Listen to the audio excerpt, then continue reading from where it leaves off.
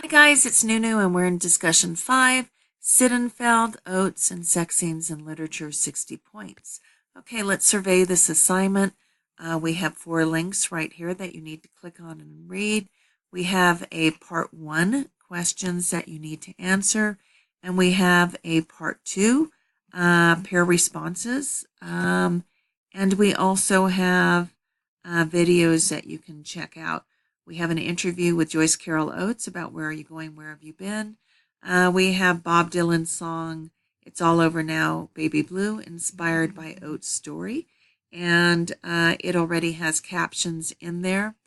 If you need captions in this video, in Oates' interview, the interview with her, there is a CC you can click on right here in YouTube to have captions. Okay, I'm going to minimize this. I just wanted to show you that.